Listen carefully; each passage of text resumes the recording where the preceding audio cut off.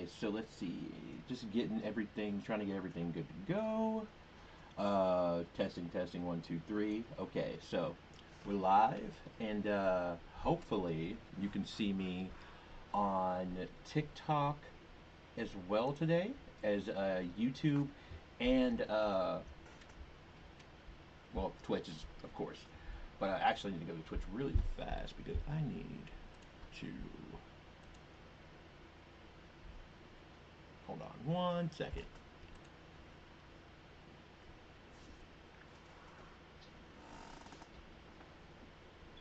What is going on right there?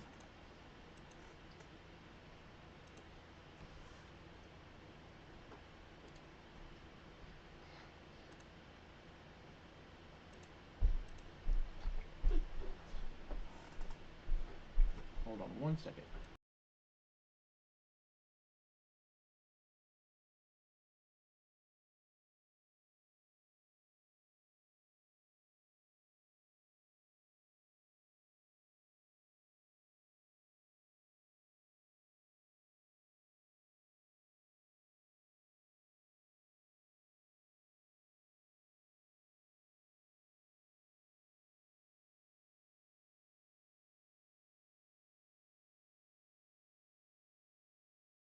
Okay, there was two me's on the screen for a second. Okay, so just hold on with me, bear with me here while I get logged into some things.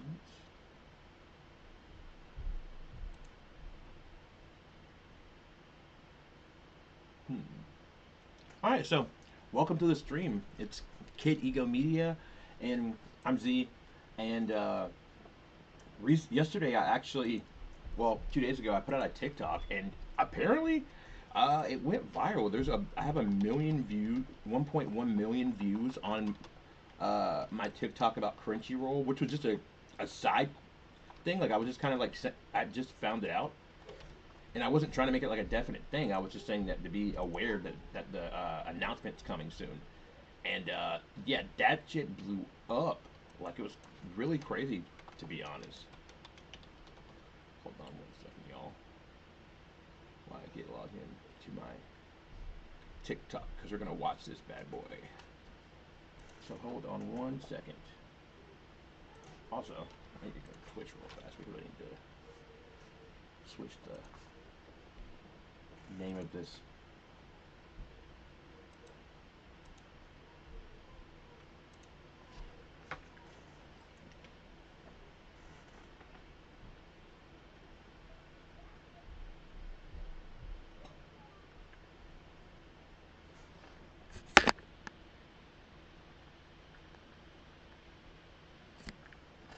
Okay. I just needed to cover your eyes for a second just because I need to log into my TikTok. And yeah. We didn't need y'all to get any compromising information, you know what I'm saying? So, really? Okay.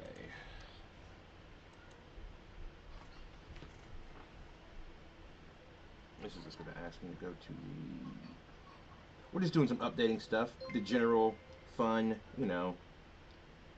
verification codes and such. I thought I was logged in and everything, but as you can see, I'm not. I'm unprepared. I am. I'm deeply, deeply, deeply sorry for this inconvenience, and I hope that I can be forgiven for my transgressions. Oh, my num lock's not on it. Okay. Why is this not working? Okay. So I should be logged into everything now. And I think I'm live.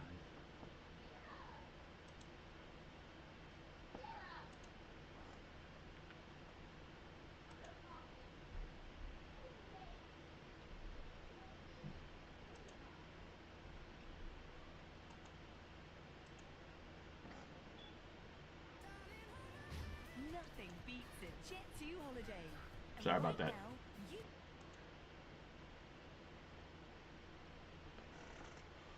Okay, hold on one second, y'all. I'm gonna get off of this as soon as I Okay, and honestly, when ice comes for me, put your phone down and slide these guys. Guys, We are underneath.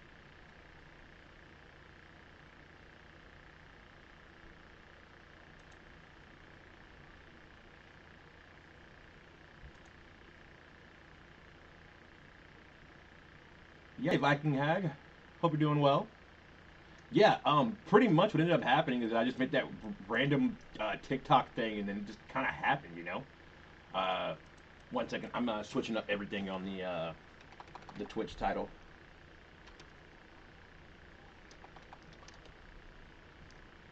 My oh, I got okay.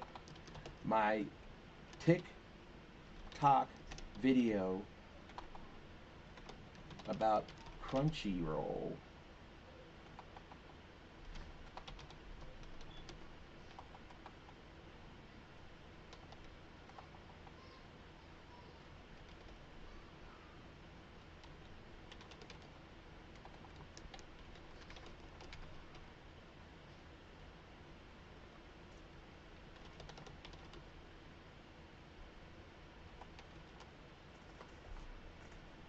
Okay.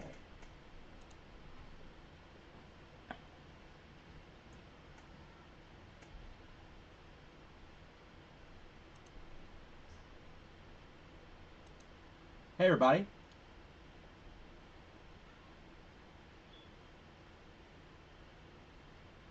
What's up, Ghostface? What's up, Sticks12? I don't know what you were referring to when you say Holy Big Back though, so I'm just kind of gonna. Okay. So we got a couple people watching. I'm trying to make sure everything's good to go. Okay. Okay.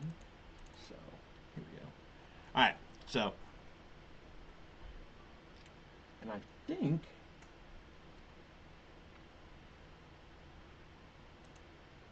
gonna bear with me, y'all. Okay.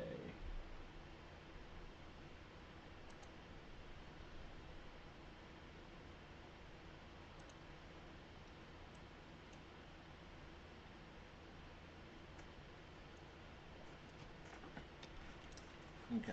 So here it is. We can just play it. It's not even anything. It's just commenting on the fact that Crunchyroll's switching to their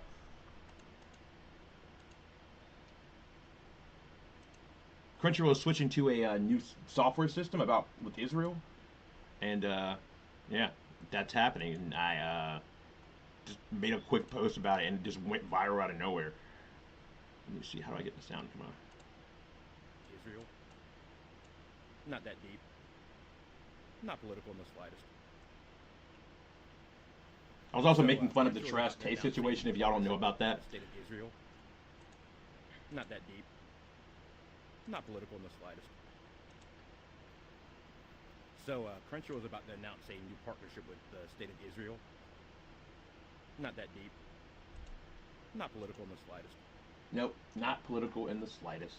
So Crunchroll is about to announce a. But anyone out there, but that happened, and I'm very happy about that, especially in the context of things, because right now there's a big fight about anime being political or not. Which no, not everything is inherently political as far as like being just on the nose political, but you can put things in context. And excuse me, I'm getting used to having partials, so, uh, but yeah. So let's see here. I'm trying to make sure I am. Am I live? Seriously? That's crazy.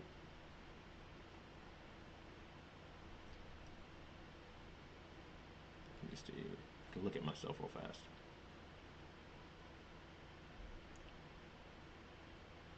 Cool.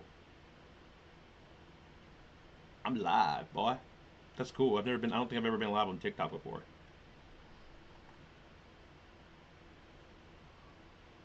Cool.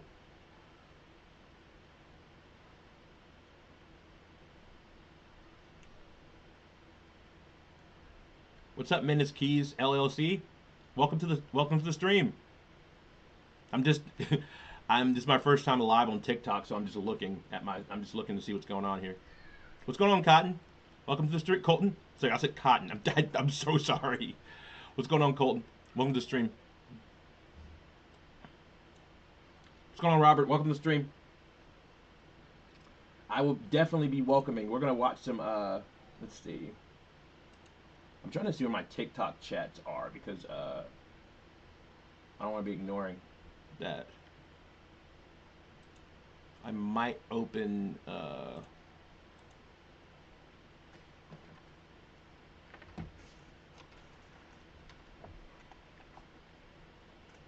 wonder is there a way to. Okay, we're gonna watch some stuff, hang out. Let's see. Let's see here. Okay. So, mainly I wanted to watch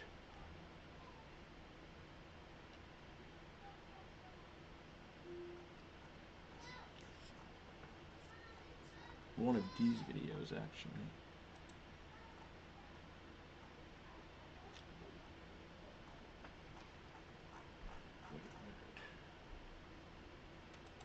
Well,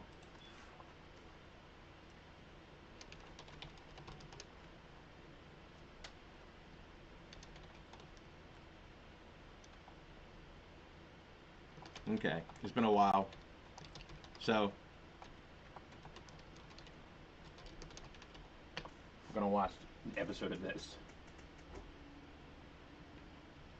This has been an ongoing series we've been watching on the on all our other platforms, and let's see.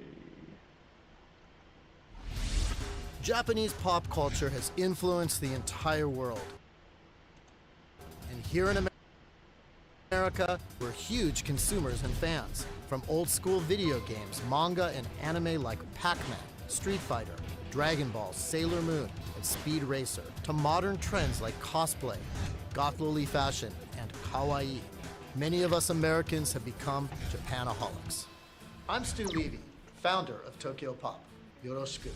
For many years, I've been bringing Japanese pop culture to America, and now I've decided to take a journey across this land to search for otaku culture. What is an otaku, you ask? It's the subject of much debate. If you know the term, then you probably are one, whether you admit it or not. We otaku should stand proud. So what does the word otaku mean? Some say it's a hardcore fan, sort of like a geek on steroids, so antisocial that they never leave their home. But on this show, we'll meet the opposite type. Otaku who are not only passionate, but also active in their community. The otaku who represent the anime, manga, game, and J-pop lifestyle. Throughout our 8-episode show, we'll be traveling to 20 cities across America, visiting some really cool otaku spots on the way as we interview our contenders. And on the season finale, our special guest judges will vote for the winner, whose prize will be an all-expenses-paid trip to Japan. Join me on this search to find out who is America's greatest otaku.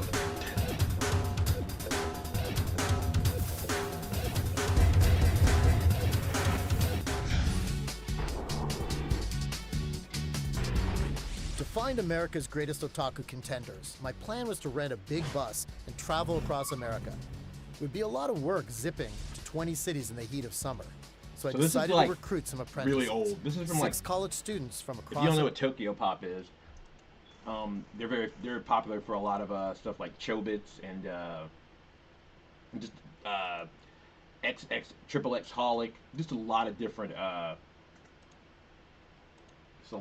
anime and manga. That I mean, they would probably, I don't know of how popular they would be now, just because of like you know, just the way everything is now. But yeah, all right. Trumpets isn't too bad.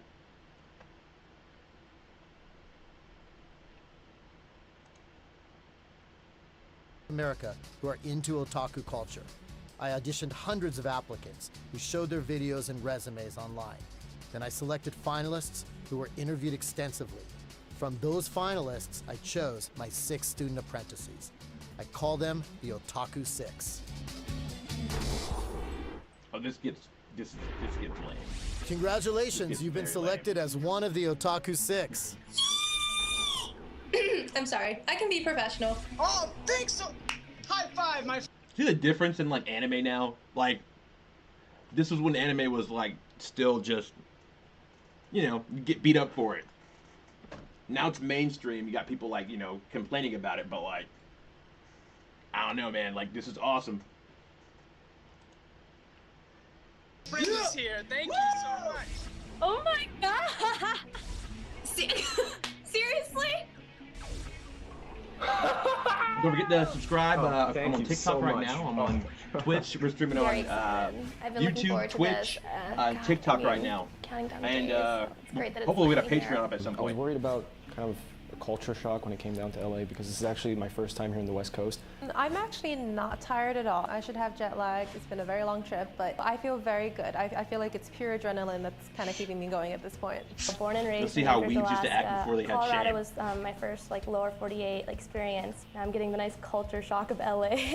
I'm from Seattle, Washington, but I go to school in LA.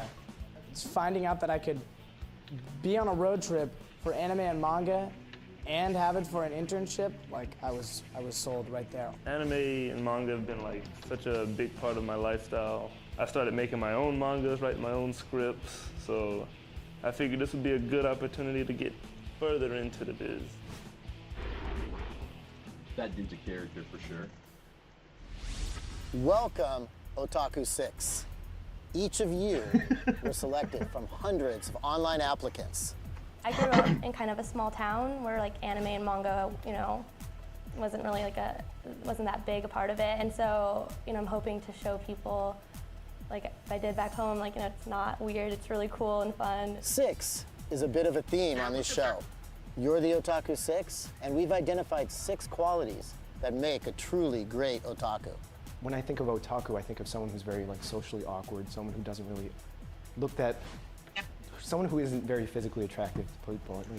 Damn. And so, like, I kind of wanted to take part in this to show everybody that, you know, it's not like that. Welcome, For memory. the next 6 weeks, you'll be focusing Watching, on each of these qualities. World's one per America's week. Greatest and with Otaku. each It's a core show from quality, Tokyo there's a Pop from lesson about that goes with it. 11 to years learn ago. that lesson, there will be a challenge for you.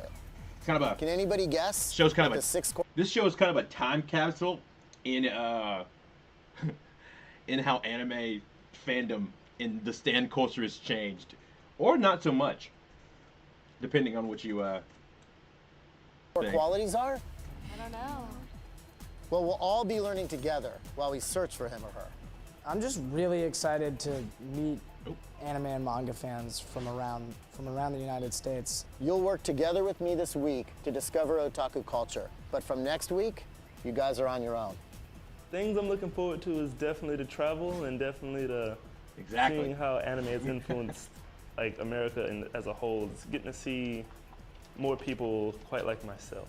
You'll be divided into 3 teams of 2 people each, 1 team per city. Now it's time to choose the teams. Really excited to go to all sorts of cities and understanding and seeing how otaku culture has spread throughout the states. I'll choose the first person who will choose their teammate. You ready?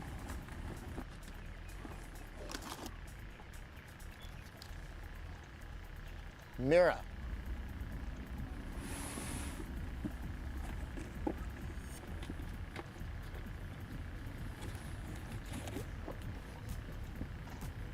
Who is it?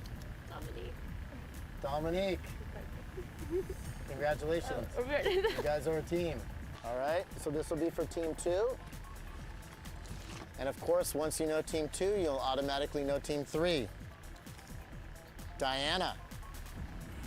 I can only go to one convention generally over the summer, and the thought of like going to all these conventions and spreading the otaku love, and I have to admit, like the thought of being able to dress up all summer was also a bonus. Dre. Yeah, you and me, bro.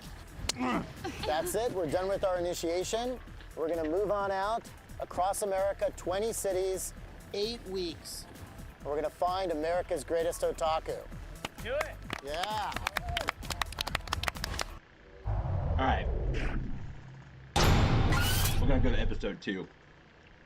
We'll catch everybody up. It's been a while since we watched this on our other stream. And they're only like 5 minutes long. So we'll watch about 3 or 4 episodes and go to something I've else. always wanted to travel, but I've never had the opportunity. And 5 since episodes. it's related to anime and manga, it's all the better. I'm all for it now. I have to admit, I am a bit anxious about sleeping on the bus. We're human beings, you know, we're all riding in a small area for a long period of time. So I'm sure we'll get on each other's nerves a little bit. That's awesome! The biggest concern I had was just not getting along with everybody, but everybody here seems really nice. It'll be fine. As long as the guys keep the toilet seat down in the bathroom, there shouldn't really be an issue. I do think that we have a group of responsible people and we can work through it.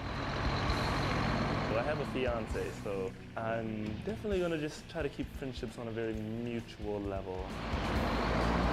I'm just really, really stoked for the whole trip. It's gonna be great.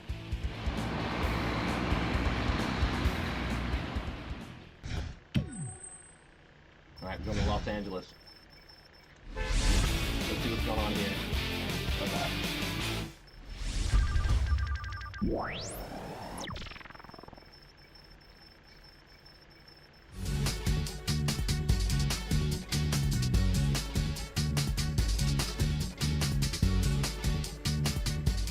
We're today at Anime Expo. There were tens of thousands of people, almost all of them in cosplay. Today, we're going to talk to them. So is this your first Anime Expo? Yes, it is. Yes, my third Yikes. time. 8th time. 3rd time. 6th year. Wait a minute. Almost all of them in cosplay. Today, we're going to talk to them. So is this your first? No! If you know, you know. If you know, you know. I would definitely in 2025 would never be caught dead to Rurouni Kenshin cosplay, just because I mean, dude didn't know then, but I'm just saying that's unfortunate, bro. That's unfortunate.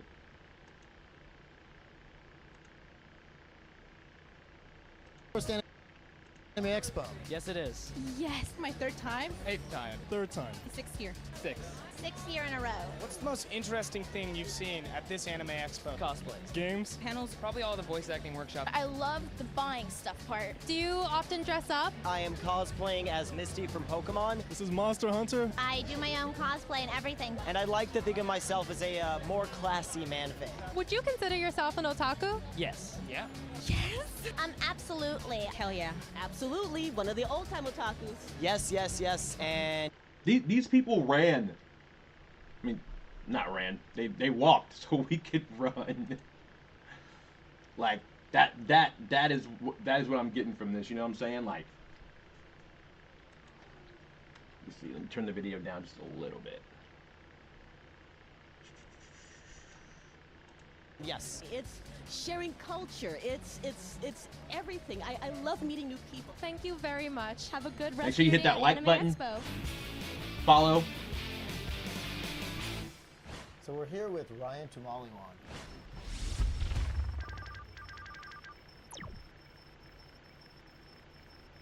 Probably like when I started collecting comic books. My very first comic was actually Punisher number 11.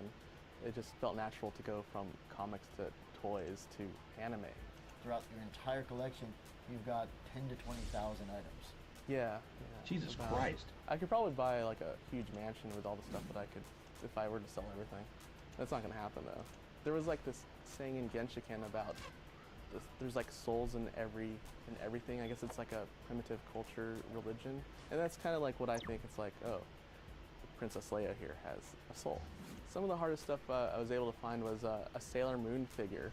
This figure is actually Okay, that's during sick. the time when Naoko Takeuchi was at Comic-Con. I went to every booth at Comic-Con and I found this one Sailor Moon action figure, and I was like, oh great, this is awesome. I waited 2 hours in line, got her autograph, and I was the happiest person alive. I had this. I'm that type of guy, by the way. I'll get, not like, I haven't been to a convention like in that kind of sense, but like getting like a collectible and not opening it. Just being just like steadfast on not opening it. Omega Supreme Transformer from when I was a little kid that I got on Christmas Day. He was actually the first Transformer that walks, and like when I got him, he was huge. He was like this big. I have a bunch of Stanley That's thick. autographs. I have Jack Kirby. Like there's like a bunch of stuff that you can't get autographed anymore, and I have them.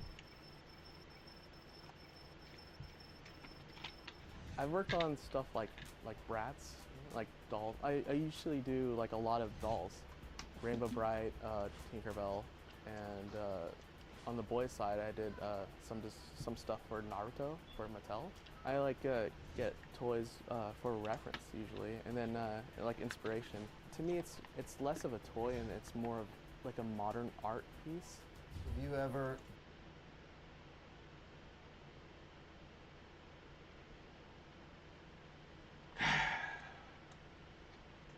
designed your own toy as a vinyl type piece? Yeah, it's a Mikuru in a monkey outfit, and it's actually at my booth at Anime Expo right now.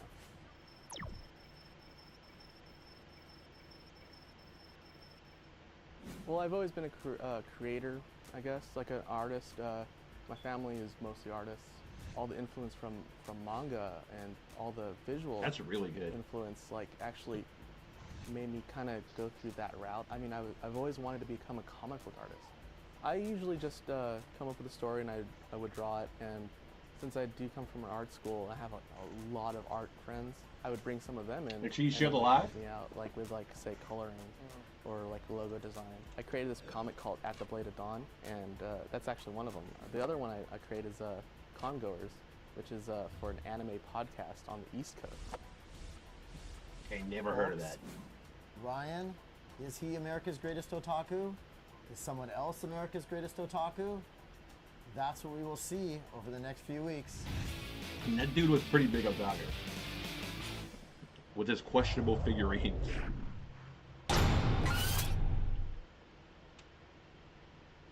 Let's see. Okay. Okay, so these 6 parts are this first episode because it's broken out. This is from an ancient time in YouTube when you had to break up episodes into like Royalty. 5-minute Shop's segments. really cool. Cosplayers will take us to our seats. 3 people? 3 of us, yep. Our VIP room? So we are here at Royal Tea Cafe in Culver City, California, and I am speaking with the owner, Sue Hancock. Nice to meet you. Welcome to Royal Tea. And I've brought 2 apprentices of mine, Dre and Diana. Awesome. And because of Royal Tea and what you do here, Diana decided to wear a costume. Very cute. So the maid cafes are a huge trend in Japan, as we know. This maid cafe Royal Tea is actually the first one in the United States. Right. That's amazing. And I love the concept, and I noted. I wonder where they are too. We could look it up. Welcome to the stream. On your menu, you have some really trendy teas. For instance, you have Pop Maicha, and you also have Kyoto Sunset, Yes. and some great names. All of these teas are very good, served hot or cold. This is royal milk tea, and it's actually my favorite. This one right here, right? Uh-huh. You guys try the Royal Milk Tea? Come on. Shots. Shots all around. And I had been collecting art for maybe 8 years, and then I was collecting art for my nieces for their rooms, and I started collecting the really wonderful art by Murakami and Nara, and I decided, you know, I want to share my collection with people, and what should I do? I should start a maid cafe. And are you going to plan on doing this in other cities, or do you think Los Angeles is the perfect city? Well, we've franchised it, and we Really? have calls from Las Vegas. These people, do they also visit Royal Tea? They do. What do they think? They do. They read about us in Japan, and they come That's actually looking really for cool. us. I And bet they this- love it. I wonder if So this Culver place even City, still a Los thing. Angeles, Royal Tea, definitely otaku culture. Thank Sue, you. thank you so much. Thank you for coming.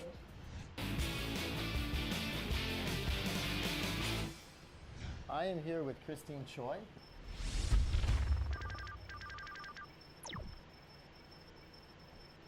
What character are you here? I am actually Simka from Air Gear. I love her outfit. Her outfit is adorable, and she also can be very sexy. I guess it's one of those things where I don't feel like I'm a very sexy person, but I want to portray that because this is a costume. I can be whoever I want. Now, where do you cosplay? I like showing them off whenever I can. I've actually worn this one to Albertsons one time. It was after an event at the mall. We decided we were hungry, so we went to Albertsons to get some food. And the workers there were very amused. They even took me aside and had me take some pictures with them. So you're spreading otaku culture Yes. to supermarkets. Yes.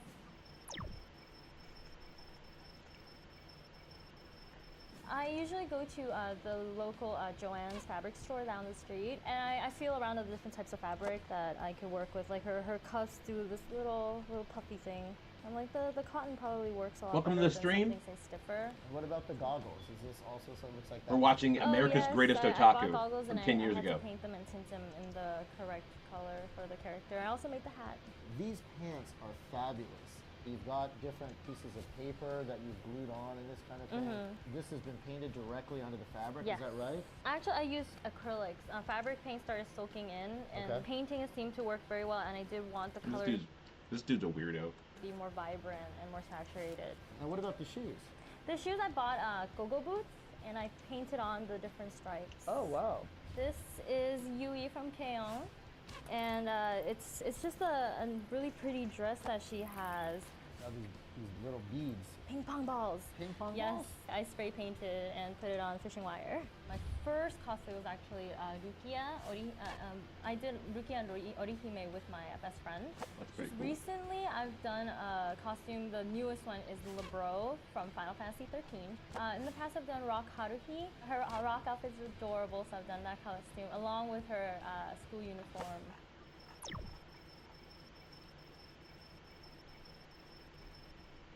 So you have some special earrings? Tell us about those.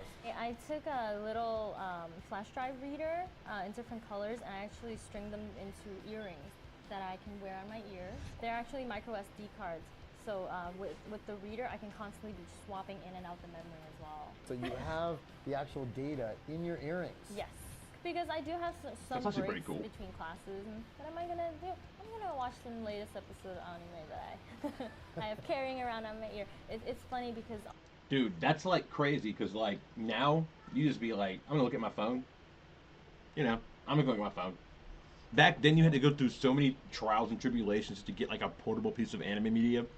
Crazy. All the students around campus, they don't know me by name. They know me as the USB earring girl. So is she America's greatest otaku? I hope so. We will find out.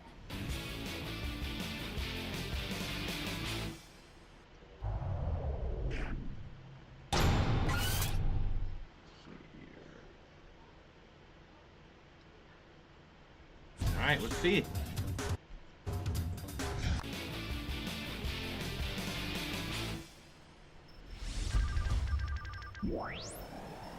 Twitter.com. Ah, man.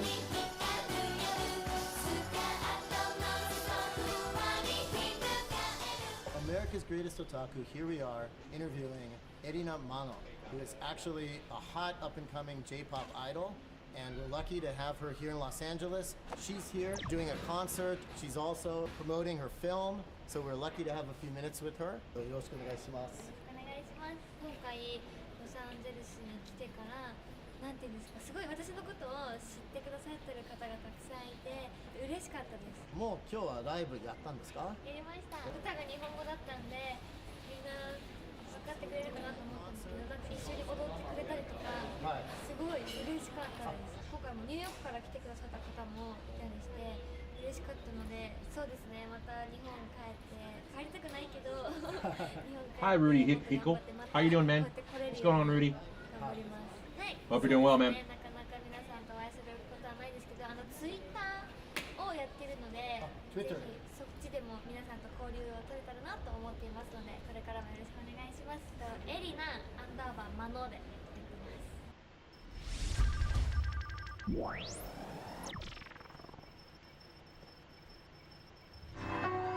Here we are at Club Nokia, where Yoshiki is presenting his Yoshiki Foundation. It's a great event. We've got lots of cosplayers, lots of J-Rock. Y'all, remember Yoshiki? If you watch Don, Yoshiki was ex-Japan. The you know, the hold on. He's the drummer for ex-Japan. I mean, I'm definitely gonna shameless plug myself because I also have a TikTok about that. That was actually the first TikTok that like kind of went somewhere. Got 100K on that one.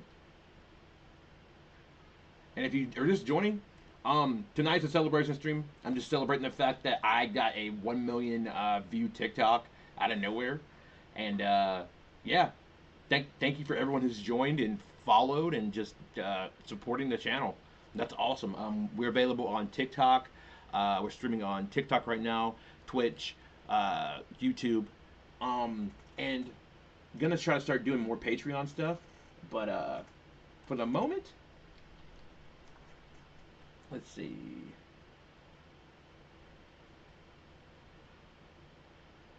Let's see here.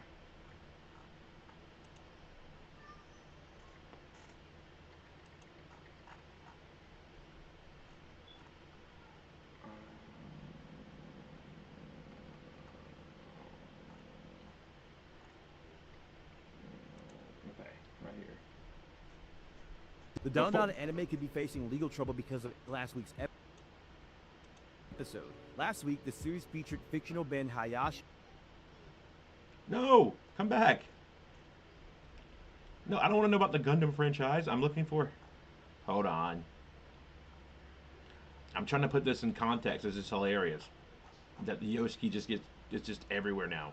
For no reason. The Don Don anime could be facing legal trouble because of last week's episode. Last week, the series featured fictional band Hayashi who performed their musical number, The Hunting Soul. The English dub even got...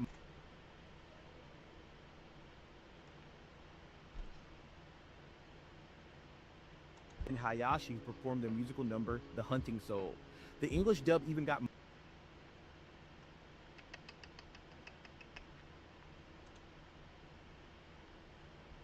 Come on. Might be pushing the bandwidth limits with all this going on.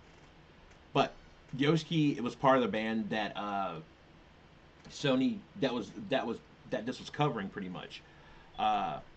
Wait, it might actually go this time. Hayashi performed their musical number, The Hunting Soul. The English dub even got Mark Hudson, the lead singer of metal band Dragon Force, for the vocals. The issue came when Yoshiki frontman Japanese band X Japan posted on X noticing some similarities to the band's song Kurenai. In response, Yoshiki posted, "What's this? Doesn't that sound like X Japan?" and added, "Huh?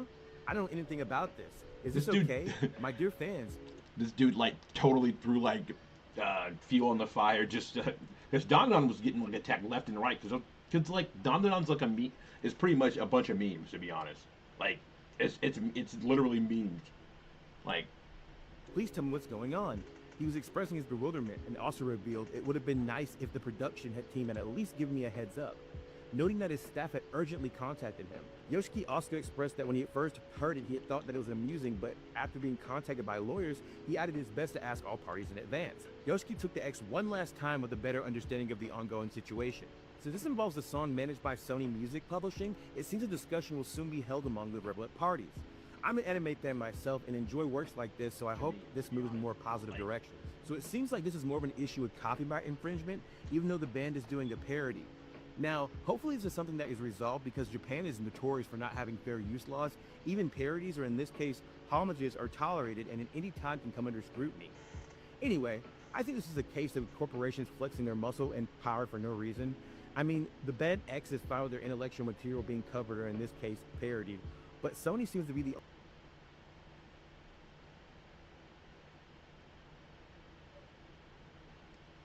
But the overall situation for that is the fact that Yoshiki, that's Yoshiki. So it's funny to see that Yoshi's right here. Mira, Dominique, you guys have been doing a great job. So I'm going to let you guys handle this event all on your own. All right, I'm ready. Can you handle it? Yeah, give me that mic. All right, here we go. All right, thank you. Hey guys, my name is Mira. And I'm Dominique. And we're here at the Yoshiki Foundation concert, and we're about to head right in, right? All right, come and follow us on in, guys. We're going in.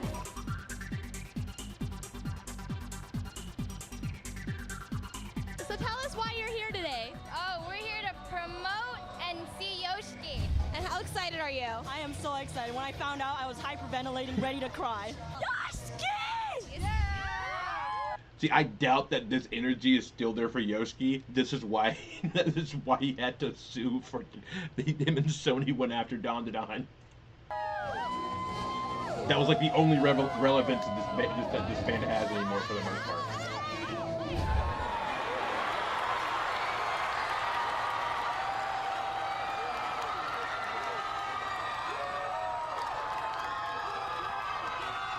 You haven't even heard the song yet. We're gonna actually not perform. We're gonna do this song's music video right after our performance of this acoustic version. Tosh, do you wanna say anything? Are you ready, guys?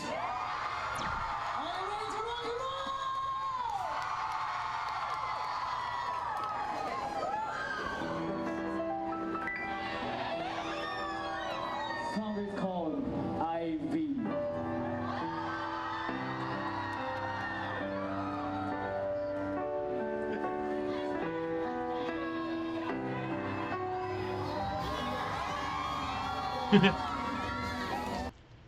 They couldn't play that. Or they're gonna get copyrighted.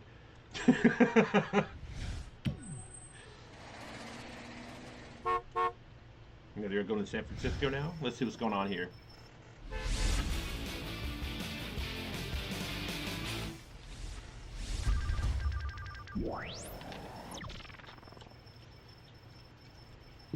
Don't forget, we're live right now on Twitch, TikTok, YouTube, Patreon. Don't forget to hit that like, subscribe button, follow if you want to, depending on which platform suits your fancy. This is Kid Ego Media, and we're watching America's Greatest Otaku right now. In San Francisco, at what looks like a drab and boring hotel. But inside the lobby, we can just kick back and tell. What? But I'll just pause it right there.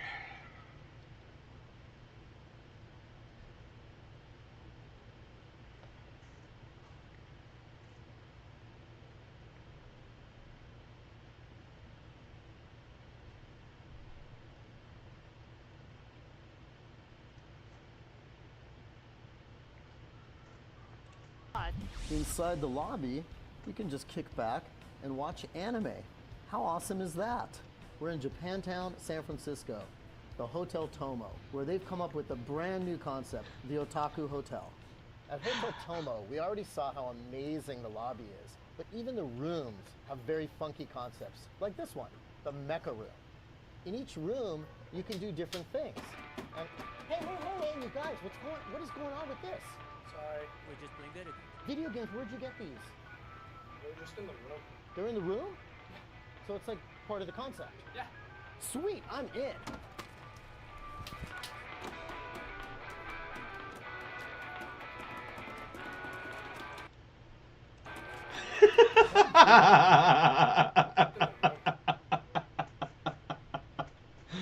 Awesome. I'm telling you, this dude is ridiculous. I don't like understand it at all. Like, I'm just like, why are you like this, man? Like look at this. They're in the room? So it's like part of the concept? Yeah. Sweet, I'm in.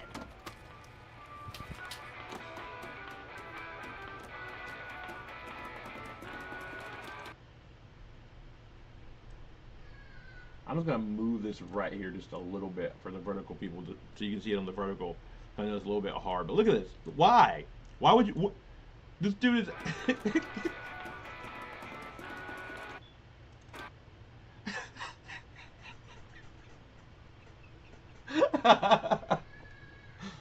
Damn. CEO of a whole ass manga company. Well, in 2011, this is probably how they would act.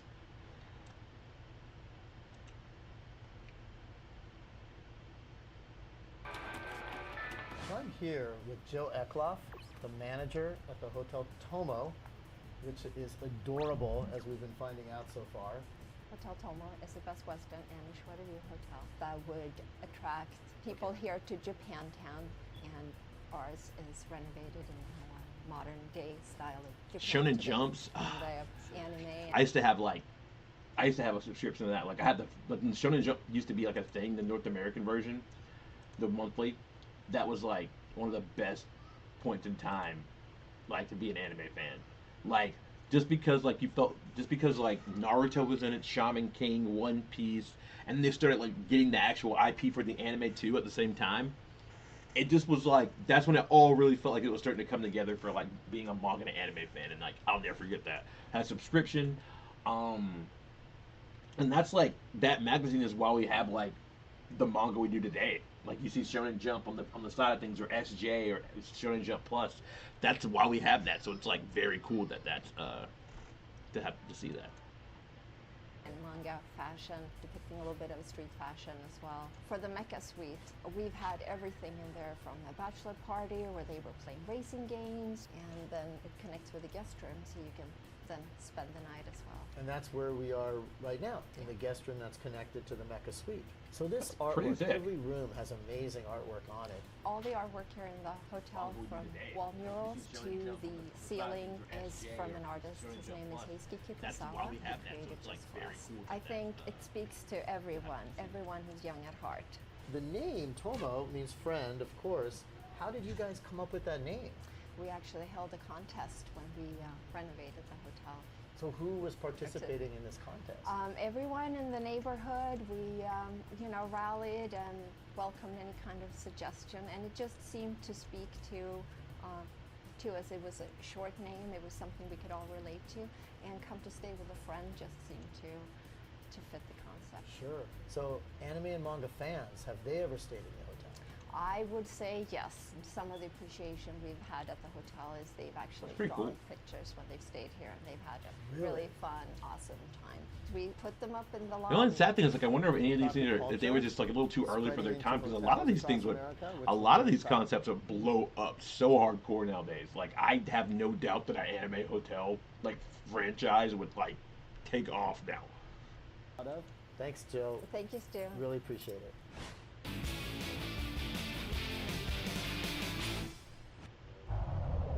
I'm gonna watch two more from this episode, so we're gonna watch those and then we'll move on to something else.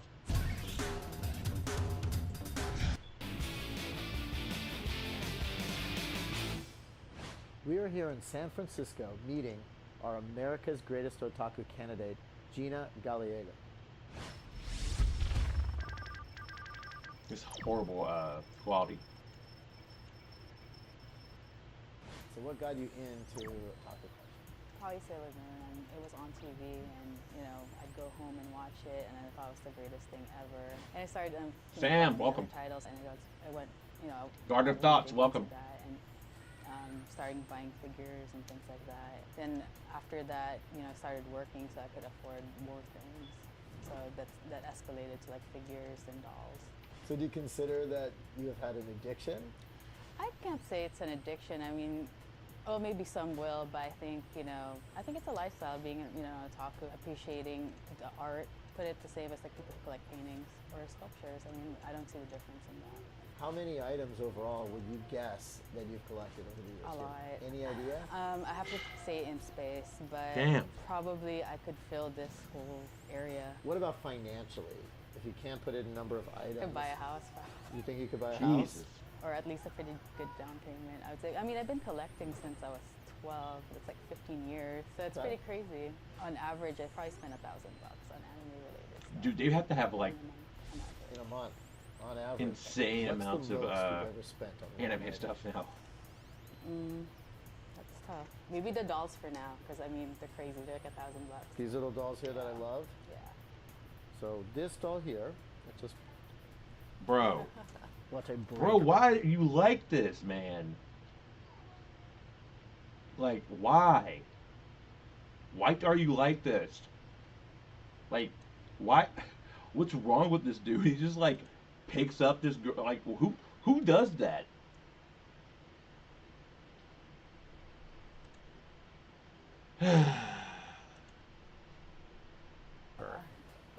So she is worth $1,000. No, not her. I think I Not paid her. $700. Oh, But this well, one, she's cheap. She's cheaper. And then this one is the more coveted one, I guess. So that's $1,000. She's the one. Look at this. I have $1,700 worth of dolls sitting on my lap right now. And do the clothes come with the dolls? They do, but they, again, their clothes are also limited. So these dolls are probably more well dressed than I am. I noticed that you've got an incredible amount of autographs. Like, I go to a lot of anime conventions actually, and it's great that we can interact with a lot of guests from Japan, and they have autograph sessions, or if I guess if you go to a meet and greet, you can talk to them, say hi. If they're nice enough, they'll draw you something. I like getting them because, you know, I appreciate it, and I think this is one of the best things you can have if you suddenly love a show. Well, you have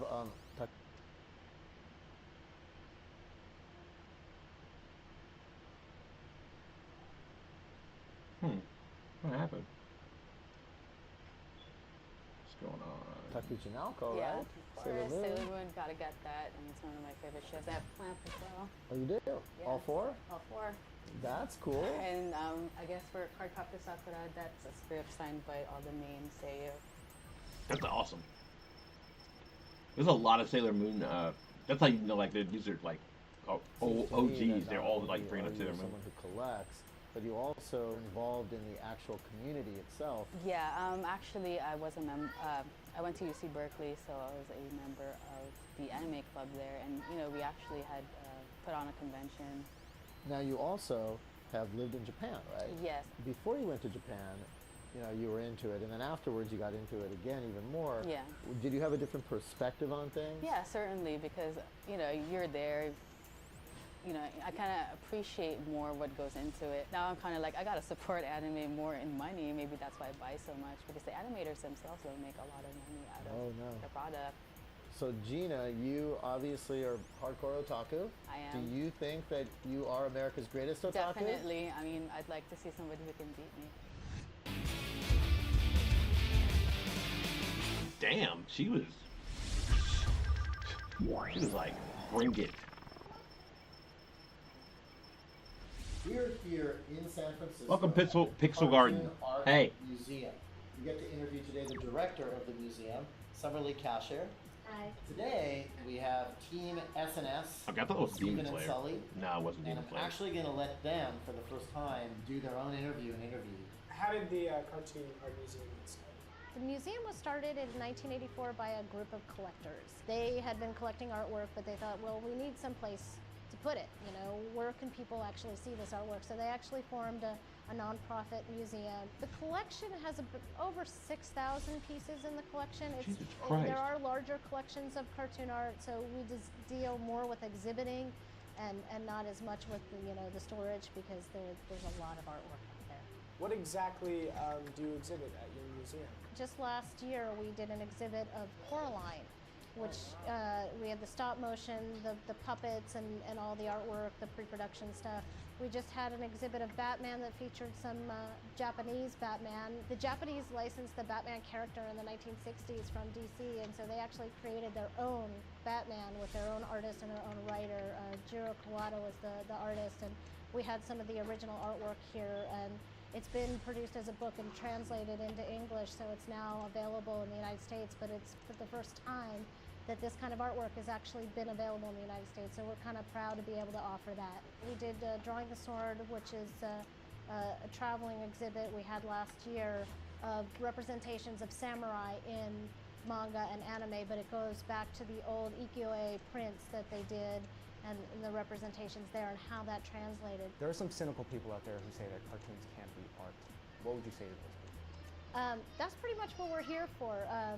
You know, a lot of people are familiar with cartoons, but they don't know the artist and they don't know how it's created. And we're really here to represent the artist and the medium and to show this creative aspect. A lot of artists have academic training and then they go into cartoon art. This show is definitely a time capsule. Animation, and it really is. For us, it's a fine art, so it's really one of the things that we really work hard at educating people about. It's really fun to watch. When people see the name Cartoon Art Museum, they first think kids.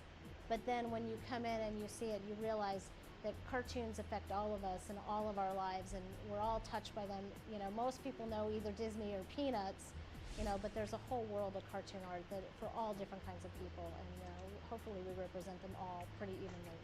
From your I'd go to experience this. as This a is director of a such a cartoon cool art place to go museum, to. how would you define otaku?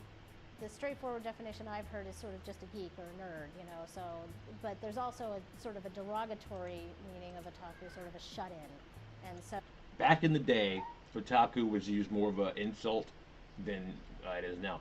The insult now is weeb, but back in the day, the insult was otaku, because it's meant a shut-in, a person who was like super obsessed with their hobby to the point of obsession, and they would not come outside. But now that we call those people weeb, because otaku culture is just like exploded into something else.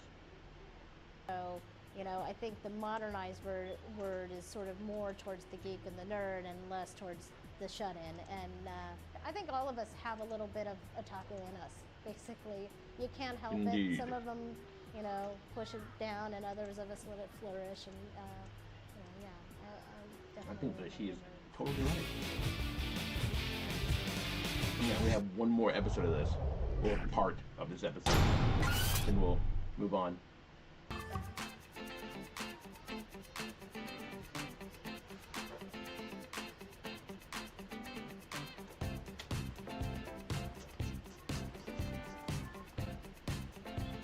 Okay.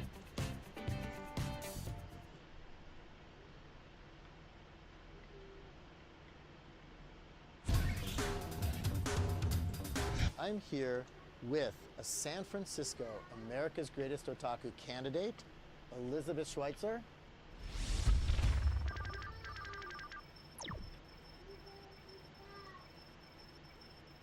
When Like, I was if these people, probably 5 or if 6, like my these mom people are bought still in the anime and they're still doing it, I can only imagine how much how much crazier this has gotten. me a Sailor Moon costume for Halloween. She made another one for me a couple years later, which was Sailor Chibi Moon, a little pink-haired, you know, her daughter. Right. And I wore No. that with pride. I thought it was the coolest thing. My mom actually made it.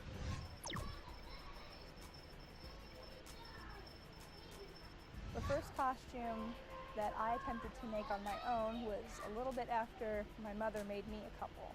Which costume was it? Kurenai from Naruto. Okay. If you saw the pictures, you would not recognize it.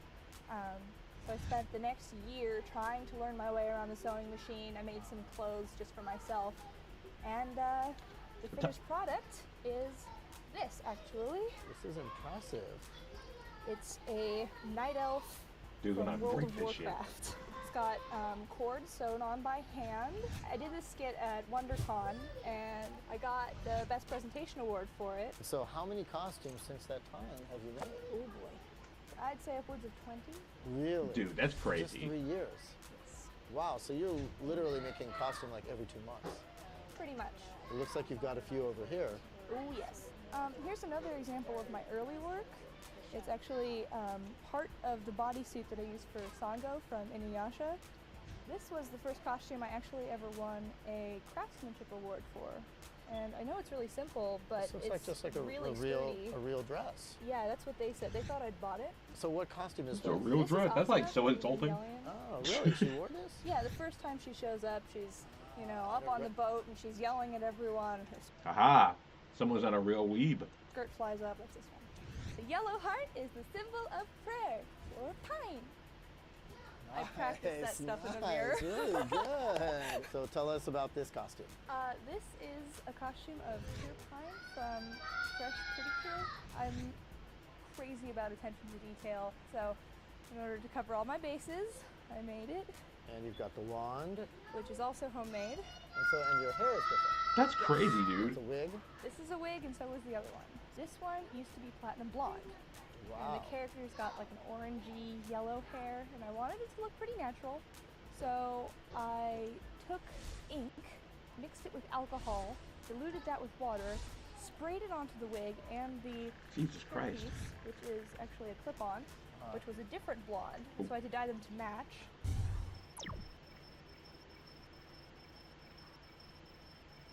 Well, I draw, mostly just post. I mean, that's not bad. It's not like the other guys, but like.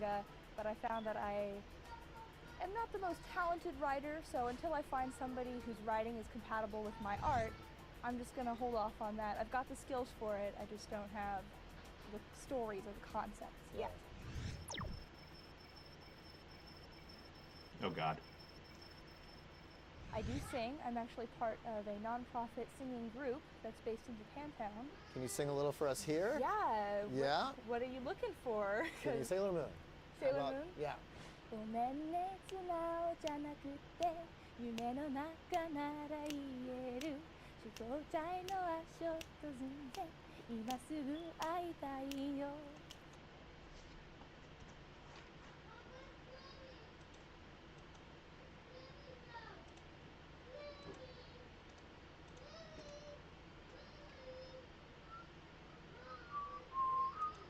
All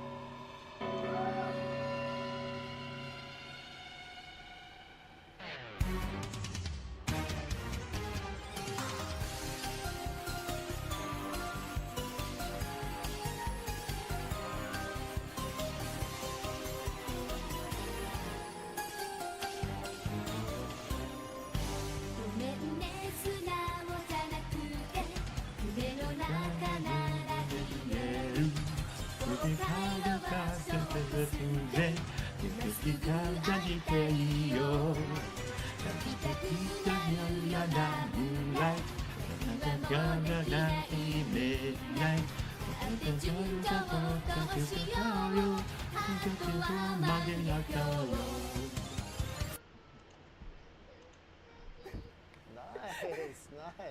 So you do all that stuff.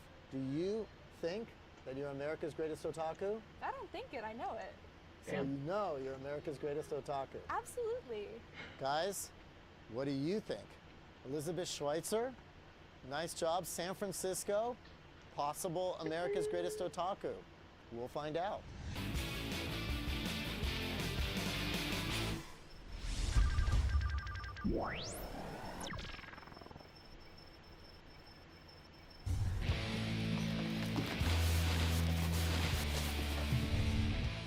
This dude is ridiculous. Said he'd be here right now. Oh, you guys, this is a pirate ship. You don't think he has a secret room, do you? I got something. Daniel, you had a secret room. Of course, every pirate should have a secret room. Nice to meet you. Nice to meet you. Can you tell me a little about your company, Three Rings? We started 10 years ago. Actually, this week is our 10-year anniversary. So we started by building a game called Puzzle Pirates. And Puzzle Pirates is an online virtual world, kind of MMO, RPG that we built with a very small company, and it was really myself and my co-founder and 4 other guys, 6 of us, and we kind of beavered away for 2.5 years and built this game. Launched it, and people liked it, so that kind of got us started. Basically, what we do is online games only, and nearly all of them have a kind of significant multiplayer component. Some of them are more like virtual worlds where players can create content, and others are more like traditional video games. I see that you got an award for the Independent Games Festival. We did, yeah. Puzzle Pirates won Technical Achievement and Audience Choice. And then Bang Howdy, our second game, won Technical Achievement. We actually accepted the Puzzle Pirates Awards wearing pirate gear. All 6 of us trooped up on stage with, This place is amazing. What inspired you to create this kind of office environment?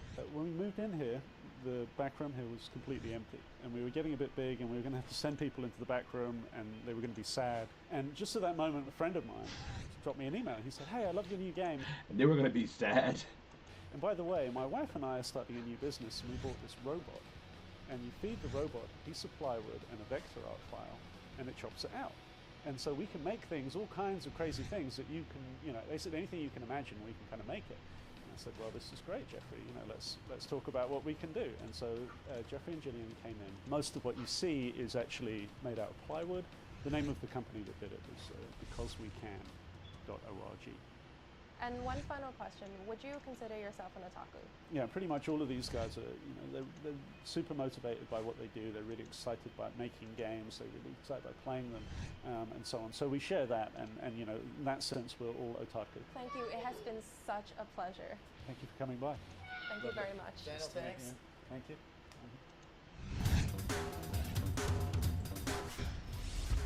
This week, we met 4... Don't forget to subscribe, like. We're on TikTok right now, Twitch right now, YouTube right now. Actually, YouTube vertically and horizontally. So that's how we do it here. Candidates. Who will be America's greatest otaku? Join us next week as we head to Salt Lake City, then over to Denver and down to Dallas as we continue our search to find America's greatest otaku.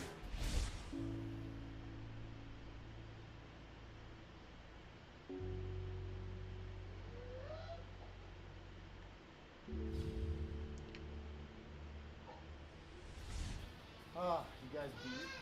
Yeah. San Francisco was intense. So we went to LA, then we went to San Francisco. You guys have a favorite? I gotta say San Francisco. Yeah. San Francisco was so sick. I love that city. Not to mention Hotel Tomo. Hotel Tomo was dope. Oh my gosh, the 3-ring was awesome, and the guy in his 3-piece suit was like all flamboyant. And the lady who we interviewed, Summer Lee, Casher. She nailed it with the definition of otaku. Yeah, she did. Yeah. Still go with LA. Andre's the only one representing LA, my hometown. Anime Expo. Anime Expo was sick. It was fun. Royalty was amazing. Mira Food there was the great. Mira liked the food. Mira ate all the food. I didn't Yeah. even try one. I like Ryan's house. He had like over $1 million worth of stuff. And you guys, honestly, your time on the mic, and when you guys did the interviewing, all you Wait a did a minute. really great job. So from next Wait a minute. Mira ate all the summer league. What? Hold on. Was that? She nailed it with the definition of otaku. Yeah, she did. Hold on. Yeah, still go with LA. Andre's the only one representing LA, my hometown. Anime Expo. Anime Expo was sick. It was fun. Royalty The tea was amazing. Mira Food like, there was yeah, so great. Mira liked the food. Mira ate all the food. I didn't Yeah. even try one. I like Ryan's house. He had like over $1 million worth of stuff. And you guys, honestly, your time on the mic. Dude. Speaking of trash taste. That's Maylene. That's Trash Taste Manager. Holy shit. 1 second.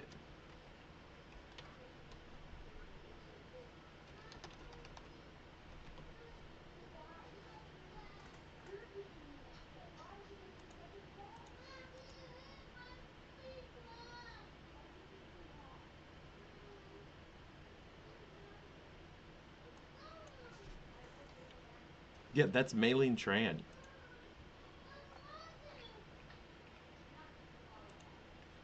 I'm not tripping, I don't think.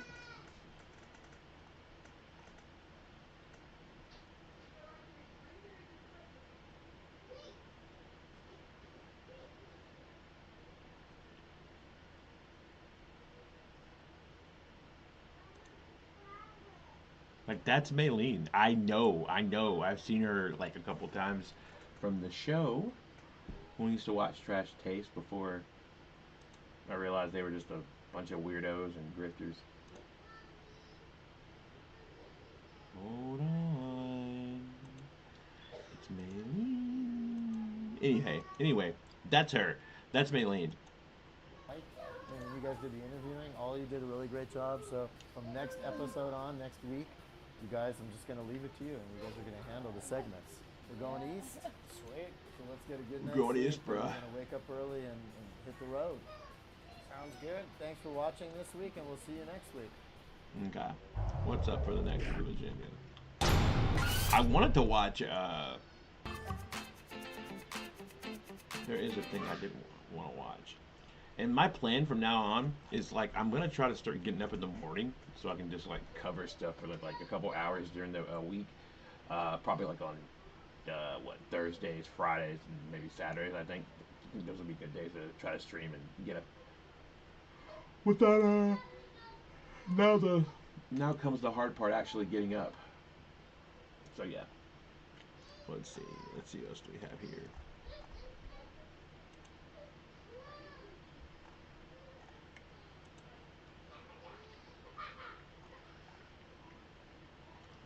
Let's see.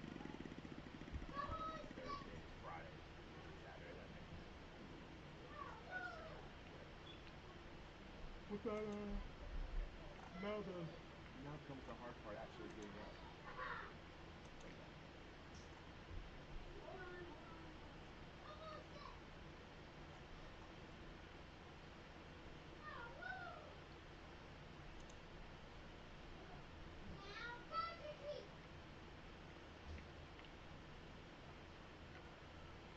Yeah, I'm streaming doubly on YouTube right now. I'm streaming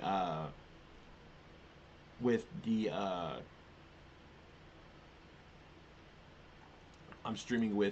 Restream as well, so you can watch me vertically if you want. See, 2 live streams, as you can see. I am doubled up on this right now. So.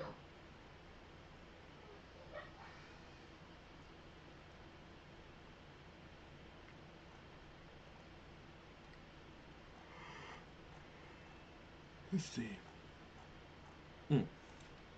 What I wanted to look at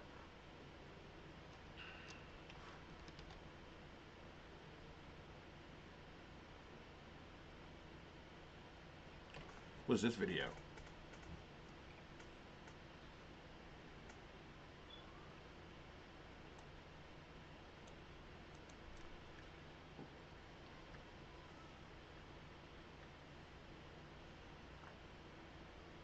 from Big Dad.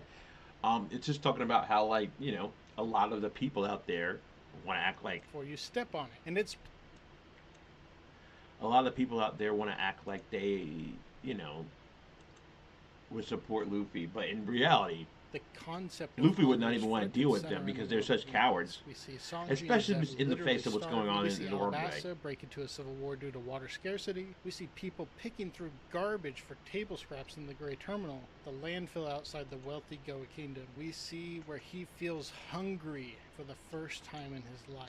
We see a blockade on Law's homeland of Levant. We see Wano suffering a man-made famine under Kaido's brutal occupation. I'm often forced to think of the real-world parallels, that Israel is currently starving children and babies in Gaza with a manufactured famine. There is plenty of food just miles away, but Israel does not let it go into Gaza. There's an abundance. Just like in Marijois, the wealthiest gluttonously consume without ever knowing the feeling of hunger. And do you know how Israel gives food to Gaza? They throw it on the floor. The starving people who are trapped are forced to scurry for food like rats. That's how they view the people of Gaza. By the way, the median age of Gaza is 18 years old. They were walled into a tiny island, but they still had hopes and dreams. They had a life. They endured tragedies generation after generation, but Israel destroyed all of that. They forced them from their homes, made the land completely unlivable, and they continue to exterminate them. After all, that's what you do to rats, so that's what they do to Gaza. How evil is that shit, bro? Literally in One Piece, the most evil mother to ever do brushes off his cruelty to people by calling them insects. You wouldn't consider an insect's feelings before you step on it, and it's played out right before our eyes. You can watch a fictional genocide in One Piece during God Valley, or maybe an apartheid in Whitetown, or maybe a famine in Wano, and then pull open TikTok on your phone and see the exact same shit on the timeline, except this time it is real. Oh my God! And people are not talking about this, at least not the biggest names with sizable platforms. First, I didn't want to critique anyone even in good faith because I just assumed a convenient chunk of their brain where their conscious resides was missing, and it felt a bit ableist to critique them given their presumed disability. It's all coming. Damn, dude. Coming back. It's all coming back. I hate you. It's all coming back. You understand? I don't like it. I don't like to think about it. But I learned something recently that was incredibly obvious and relieving to hear. Mega huge, legitimately awesome toddler influencer Ms. Rachel recently went from YouTube to Netflix and Walmart deals. But this was all done while she spoke out against Israel for months and months now. Filming personal videos for specific families in Gaza and making videos about any of them. You know, it's one of those kind of situations where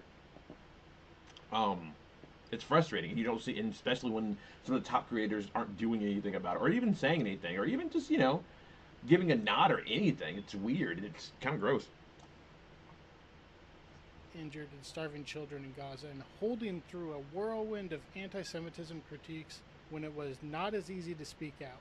She's so fucking awesome. Let's pretend to sleep. Wake up, little bunnies!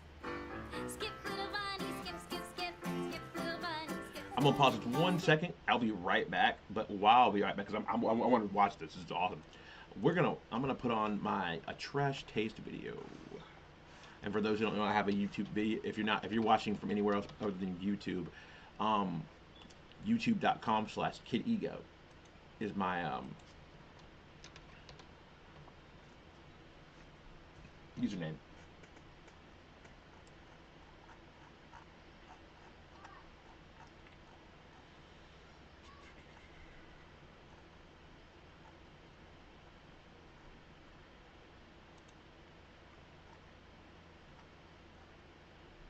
Hold on 1 second. This is from last year, and barely anything about these motherfuckers have changed.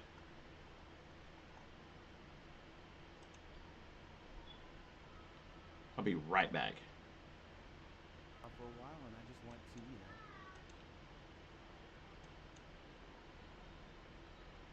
Hey, y'all, I've been gone for a while, and I just want to, you know. catch back up and see how everyone's doing, and at the same time, I want to talk about the state of anime.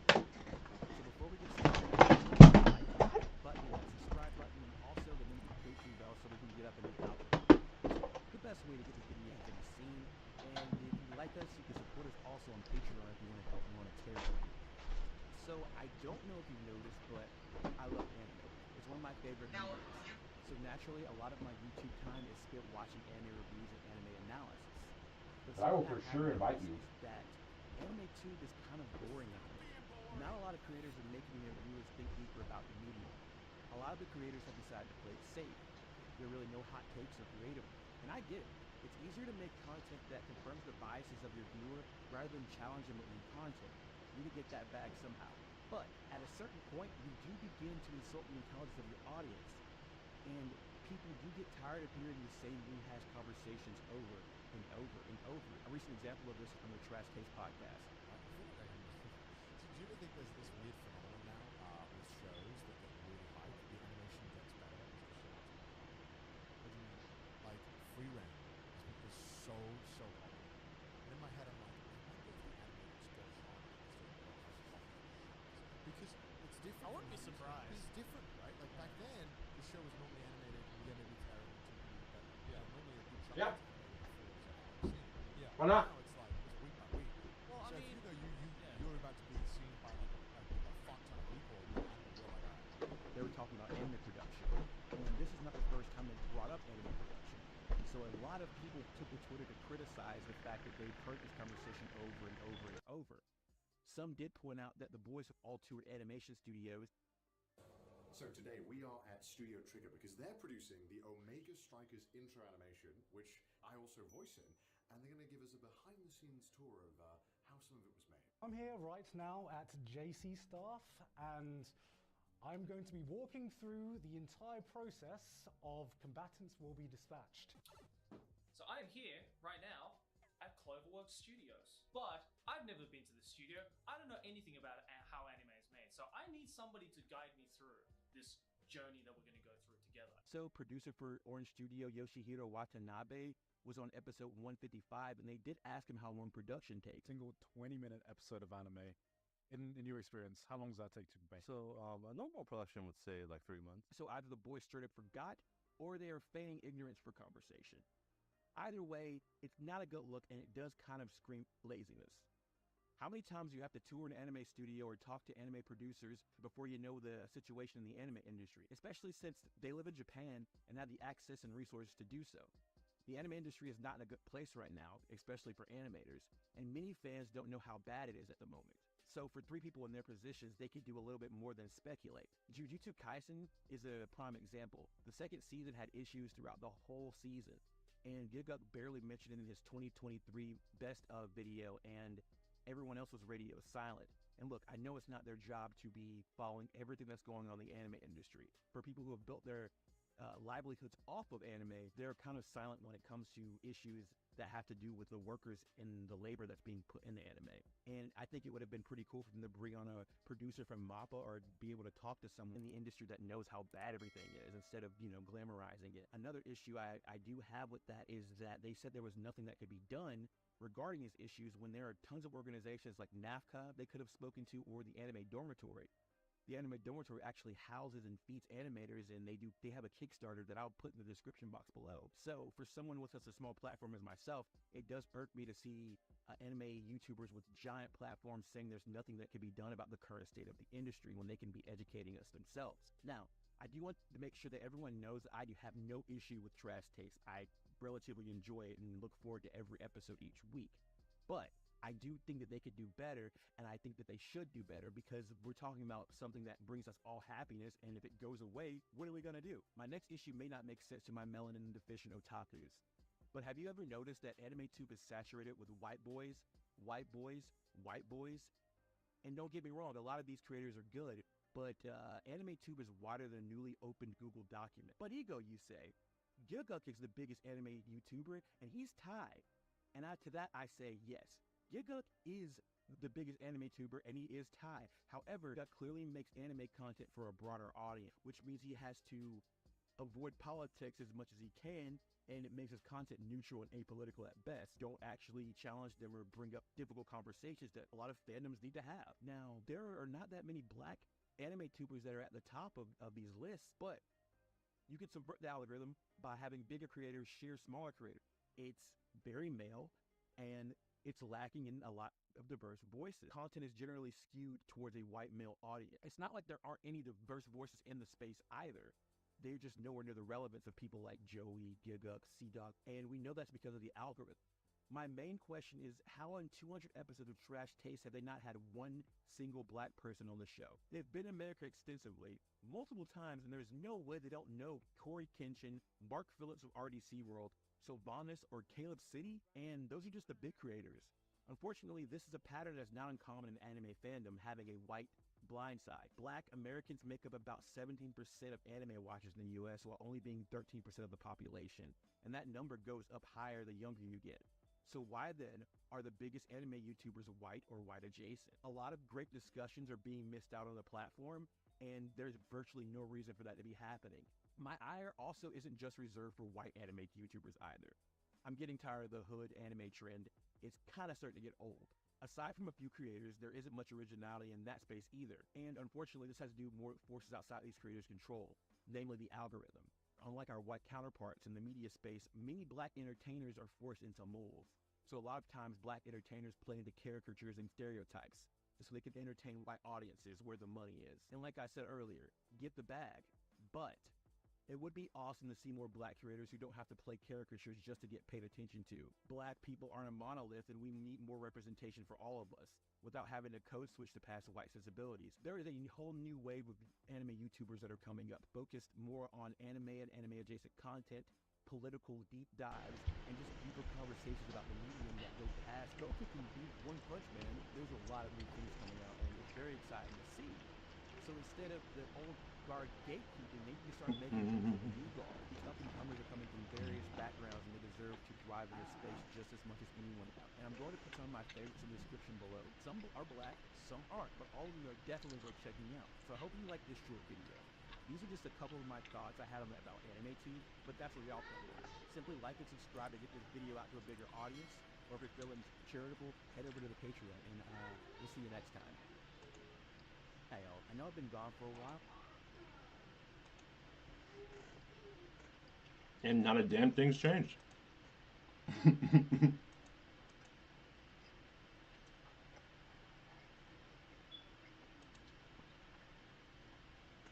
Sadly.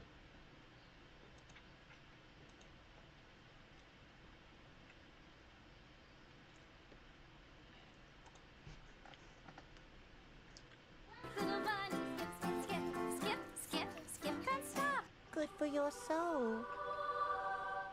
And get this, the fucking New York the New York Times, my bad, asked her to her face if she is funded by Hamas. Hamas. Fuck the New York Times. Fuck your whole board and every dollar they have profited through their manufactured consent.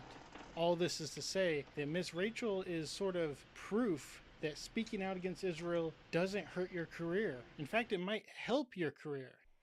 She recently wrote on Instagram, "I want my taxes to help children, not kill them. I want my taxes to feed children, not starve them. I want to build a better world, not bomb it," unquote.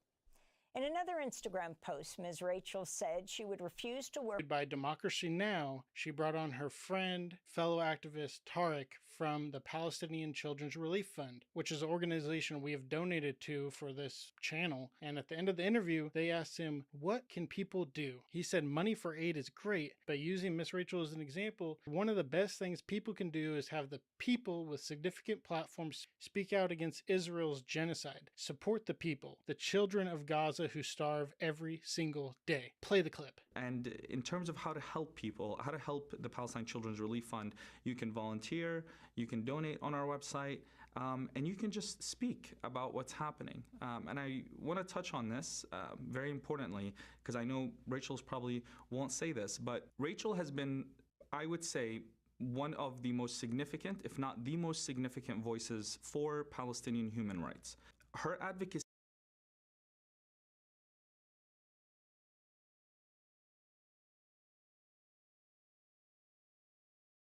see has touched the hearts of people that never would have ever heard about Gaza or the Palestinian children.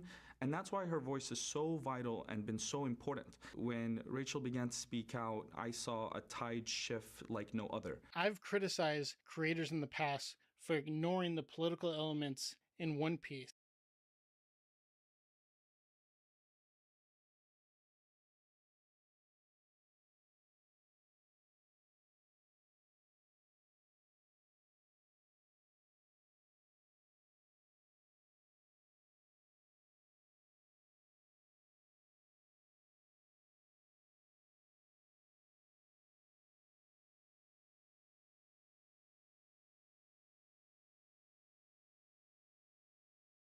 The moment when Robin reveals she wants to die because she fears being abandoned in the world with the more than 170 nation empire pursuing her death to the point that they put a 79 million berry bounty on an 8-year-old girl. She's alone, no one wants her, and now that she's finally found a group where she feels love, her existence inevitably kills that love. Incomprehensible political power, capital power, and military power creates a wall of hopelessness. But her desire for death is a mask for her true desire, which she doesn't even allow herself to consider because it is impossible. While she wavers on that thought, the friends she will die for stand there ready to die with her. And when Luffy hears this, he shoots down the flag, declaring war on the world government. He's given her permission to say her true desire for the first time in her life. Tell me you want to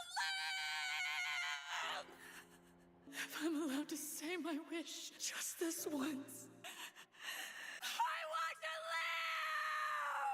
And fools are still proudly and sincerely saying with a straight face, One Piece isn't political. And this video shows my actual outrage at these clowns because it causes a problem. The dumbest 10% of people yap more than the other 90%.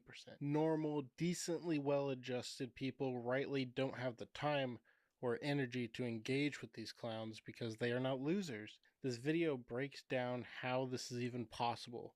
Why are they the way they are? And why this matters to serious One Piece fans. We've ended up in a situation where the most influential anime content creators have alleged white nationalist dog whistler, significantly white nationalist enough that Google demonetized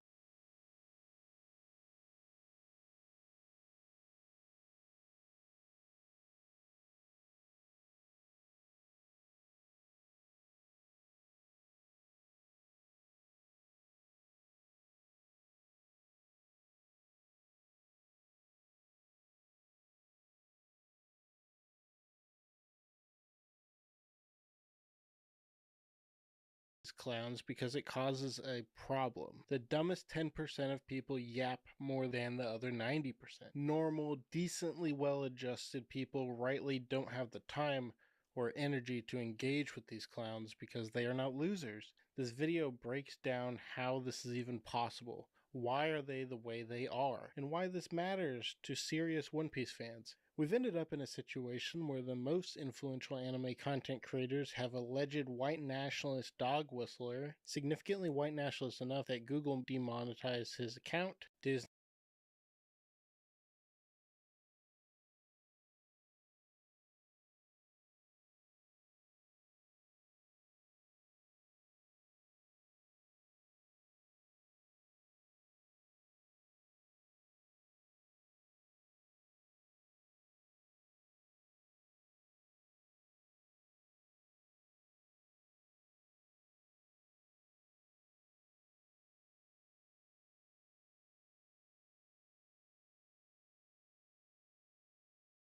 Disney severed ties with him. The stupid part about this is I don't even give a shit about PewDiePie. Honestly, catching strays here, but I started looking into him because people in the comments of my last video says that Trash Taste banned Hassan for being political, not on their podcast, but for covering left politics online. Told Hassan as well, I was like, hey, most likely not going to have you on again. Hassan Piker has come under a lot of flack from primarily but for covering left politics online. Told Hassan as well, I was like, hey, most likely not going to have you on again. Hassan Piker has come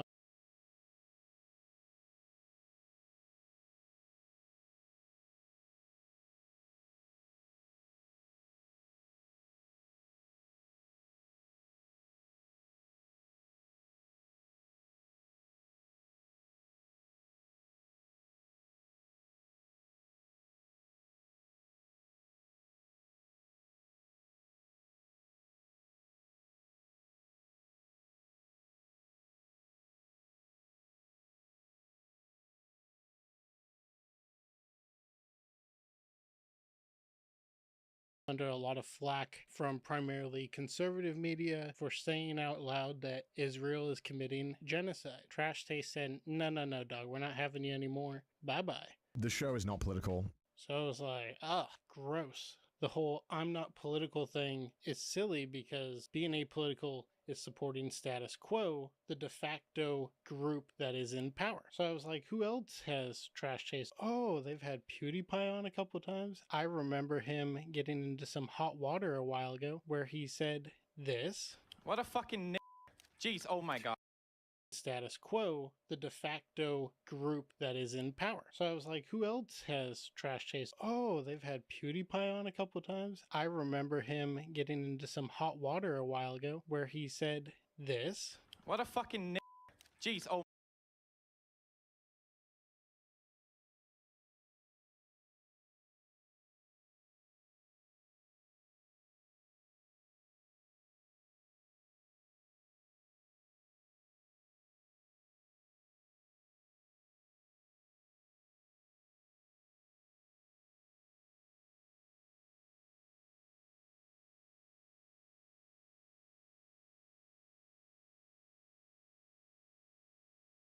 Oh my god, what the fuck? What a fucking asshole. Apparently he read a book at some point. An Antidote to Chaos by Jordan. Where he did this. He paid 2 men to hold up an anti-Semitic sign. PewDiePie caught a stray from just this research, and I was just like, I can't not include this, right? I mean, this is crazy. So Trash Taste has this guy on twice, a groiper who says the N-word. So Trash Taste is like, number one, One Piece is not political. You told me One Piece is very political. What aspect? I feel like I watched a different... Man, I saw Funny Gum Man. Yeah. Number two, a leftist who covers the genocide in Gaza. He's not allowed to come back on the podcast because it's too divisive. I don't keep up with what's going on. But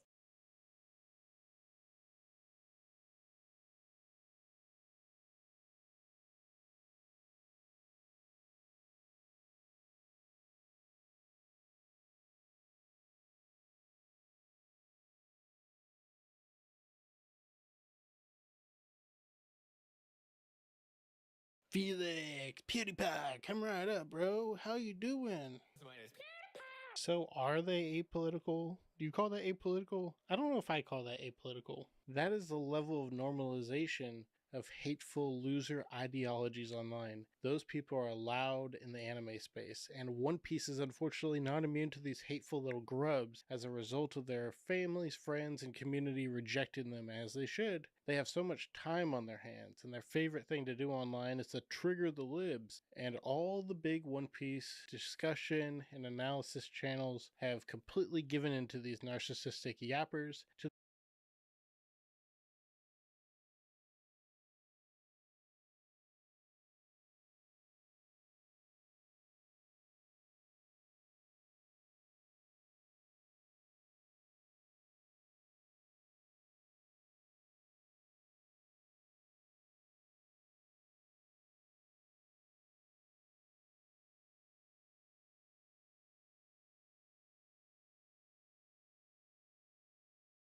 the point that the One Piece YouTube content landscape is nearly devoid of any political discussion of One Piece. It is a void out there, and the voices that do speak are tiny compared to those molding their uninspired, shallow, oftentimes straight up idiotic drivel into 3 to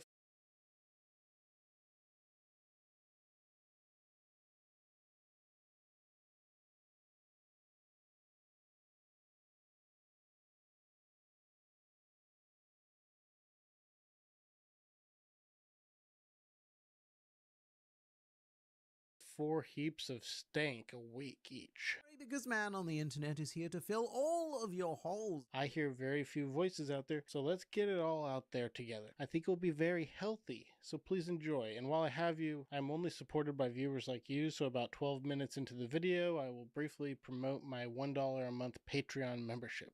If they put an iron circle around your neck, I will bite it away. Oh wow, that actually is not a Luffy quote, but it does fit the conviction that Luffy has. Luffy's conviction is, I'm not free until everyone is free. Now, I'll get to the real author of that quote, but I need to share a fucked up little freaky weird thing that you learn after making One Piece videos and post them on the internet for a while. About 10% of the fans don't know how to read. There is a little weird group of One Piece fans who have managed to consume some portion of One Piece, and they jaunt around like one of those fucked up little mascots in Times Square pretending very poorly to believe in it. So when I connected One Piece and Gaza, a fuck ton of preschool brained vampires posted some very mean and critical One Piece comments. My son is 3 years old and has more sound, reasonable beliefs and criticism than these bootlicking losers. They just go, "That makes me mad. You make the anime bad. I love anime. It's mine. Stop forcing YouTubers to be political." I did exploit their silence, cowardice, cynicism maybe, about making obvious political connections with a deeply political, existential, and humanist story and world. I did that, and you know what? It felt good that I found a way to bring attention to the people of Gaza using a story that touched my life and touched so many other people's lives. And I have terminally online people that have their butt glued to their chair from Cheeto dust that claim that I'm forcing creators to speak about Gaza, that I'm forcing them to think about politics when they just want to escape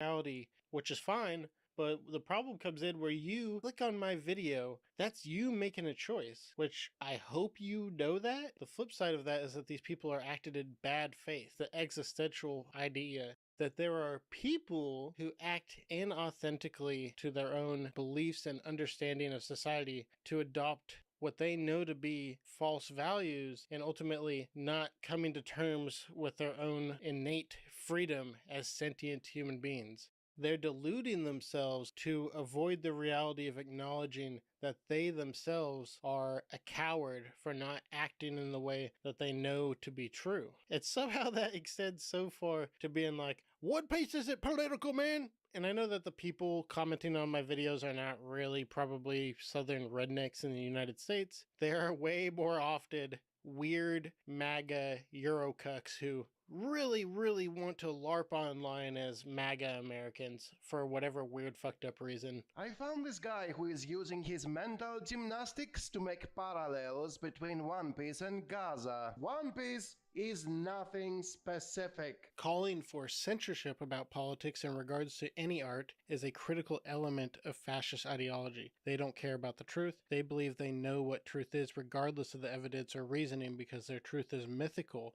It transcends truth, so no other expressions are valid, especially if they go against the patriarchal class structure that they believe they benefit or once benefited from. They are losers with loser beliefs, so don't argue with them because they don't care about winning an argument. They don't care about One Piece. They see One Piece as pure aesthetics. All they see is the power fantasy with no actual heart and soul in the art. Arguing with fascist losers with loser ideologies serves to validate their side of the argument as having some place in reality even though they are born out of insecure, delusional hatred. Ignore, block, or leave it at fuck off. 10% of the people who clicked on my videos psychotically rattled away that I am morally blackmailing other content creators by pointing out their silence, which was their choice and continues to be their choice. They said I can't make One Piece videos that involve commentary of our real world because they watch One Piece content to escape from stress of real life. Wait, you think I'm not stressed? Yes, they want me to not speak out about literally starving children and genocide because it hurts their feelings and makes them uncomfortable. But you know what is ultimately causing a massive amount of my stress? The fact that there are children starving in Gaza every single day, 25, 30 Palestinians shot and killed while 200 are injured, trying to reach the food in these aid trucks. That stresses me the fuck out, and the fact that people aren't talking about it to capitulate to genocidal losers online is annoying. Shallow content creators that deprive you of something profound and enlightening in the story of One Piece, that they are so afraid of these gross, pathetic losers that cry and whine about One Piece just being a cartoon for kids. It's not political. You're hurting my feelings. Oppression, probably the fundamental political exploration of One Piece. And you're like, One Piece isn't political. They're just cartoons. It's just a rubber guy and he's silly. They're capitulating to those people. They just soothe your existential anxiety with mild, measured amusement about a story you don't understand. Not every single thing in One Piece is political, but wow, there is a lot of politics in One Piece. And maybe if you got like a preschool brain, you're like, hey, politics is just voting in elections and wanting to take rights away from trans people. If you're that type of person, you're just brain dead. By analyzing every idea in their criticisms, I could legally diagnose them as illiterate. And I don't mean they don't know how to read a word or a restaurant menu, although I do suspect that they order chicken strips and fries even off the kids menu at every restaurant trip because they're too picky after mommy caved into their incessant begging because she just didn't want to deal with it anymore. If even one single person watched my video and learned about the tragedy in Gaza, then that can open them up to learning about the true nature of this world. The true identity of the Celestial Dragons are the peak of the kind of class hierarchy. They have all the military power, all the economic power. The biggest threat to their power becomes these people that break the societal norms, that set out to live differently, live outside of this box, and they are automatically labeled pirates. And like in the real world, in One Piece, they use labels to delete thought, delete critical thinking, because labels have the characteristics that people could just recognize a pattern and be like, okay, I'll just blanket put this on everybody else. Straw Hat Luffy, evil, mass murderer.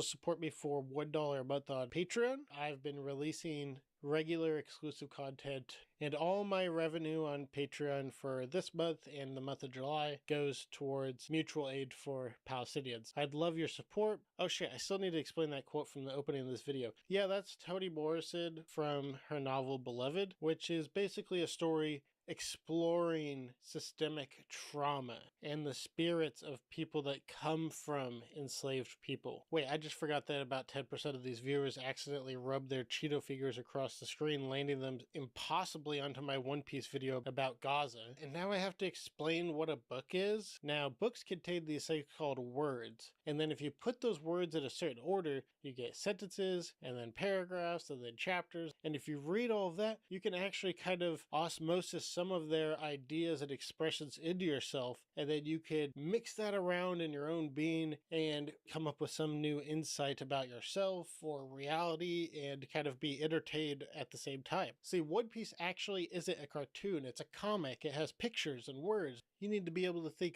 why might the author show this to me? And is there any connection to my own humanity? And the better you get at thinking about this, the more you could actually infer, and you're closer to the full meaning and expression that the author intended or didn't intend to express. And One Piece is something I consider to be literature, meaning that it has practically infinite meaning to analyze in a way that makes my mind quake with the sheer unfathomable levels of creativity, intelligence, and compassion that it makes me feel ashamed to be of the same species as Eiichiro Oda. And these dipshits are like, it's just a cartoon, bro! So yes, they've literally never seen One Piece, and they've just felt the need to psychotically LARP as a One Piece fan to express their weird, gross, cynical, political opinion that One Piece isn't political because it's a cartoon for babies. I feel like Oda is a god, and that I'm a mere human. Then what are these people?